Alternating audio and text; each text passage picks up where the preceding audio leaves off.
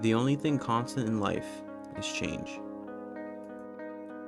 Black metal is raw, rebellious, extreme. It was a genre born from chaos.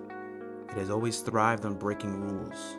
But now that same scene that once prided itself on rebellion has become its own worst enemy. Today, gatekeeping is suffocating black metal. And here's the best part. It's completely fucking pointless. There's a reason I started this video with a quote from Heraclitus.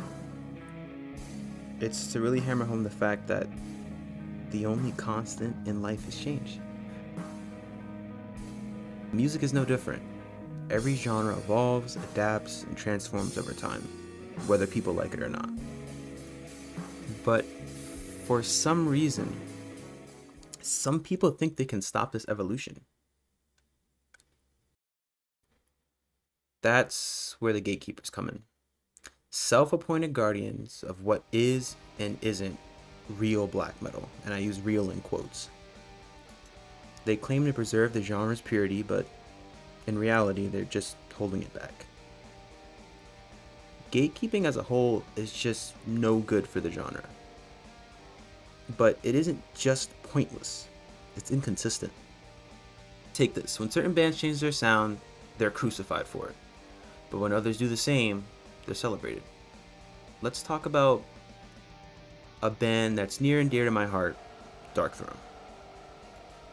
Now to go off on a little tangent, I'm a huge Darkthrone fan. Darkthrone was one of the biggest reasons why I got into black metal. It was the first black metal band that I really did enjoy.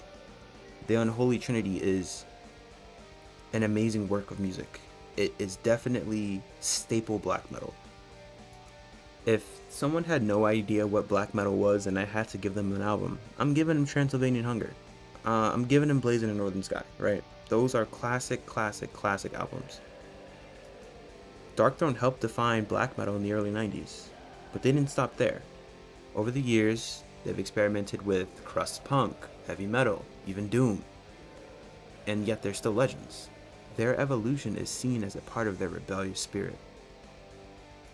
Now, for example, look at Death Heaven. When they incorporated shoegaze and post-rock into their black metal, most gatekeepers dismiss them as hipster metal. Why does one person get a free pass to evolve while others are shunned?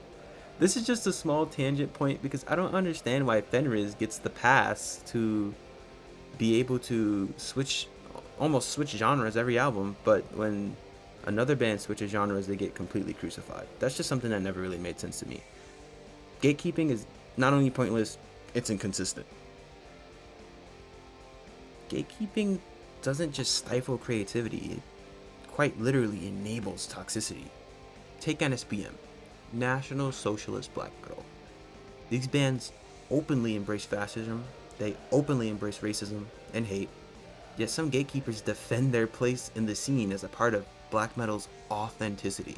In quotes, authenticity. This strange obsession with purity has allowed black metal to become a platform for hate. And the disturbing part is, most gatekeepers will argue that excluding these bands is censorship, while turning around and dismissing diverse or experimental bands as not real black metal. Make it make sense. The double standard is glaring. If black metal is truly about rebellion, why are we letting gatekeepers defend exclusion and hate while rejecting innovation and diversity? Now, when we look at first wave black metal, bands like Venom, Bathory, Hellhammer, you won't find these explicit fascist ideologies in their music. These were pioneers of rebellion and darkness and anti-religion, not promoting political hate. Take Bathory for example. I love this band.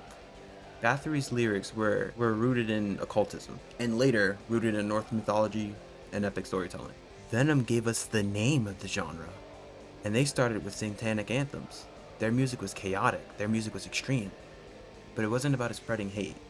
In my opinion, NSBM hijacks black metal to push a political agenda that was never part of the foundation. Yet it gets defended. Some gatekeepers defend its place in the scene, calling it true cult. Why? The reality of it is, NSBM has no more claim to black metal than any other political ideology. Its presence doesn't preserve the genre, it quite literally distorts it. And by tolerating it, gatekeepers aren't protecting black metal, they're poisoning it. Black metal is personally one of my favorite genres of music. I was a metalhead ever since I was a young kid. And, even though black metal, that specific subgenre of metal, is relatively new to me, only discovering it about 4 years ago, it has definitely become one of my most listened to genres in these past years. But I also enjoy other forms of music. And when talking about gatekeeping in particular, it isn't just a black metal problem. Rap music went through the same thing in the 80s and 90s. Gatekeepers in hip hop tried to define what real rap was. They resisted sampling, they resisted auto-tune and regional styles. But guess what? Rap evolved anyway, and today it's one of the most diverse and global genres in the world. And guess what? Its evolution didn't kill it. Its evolution made it stronger. I think that black metal could learn from this. Gatekeepers think they're preserving black metal, but all they're doing is holding it back. Music evolves because it has to. It reflects the world around it.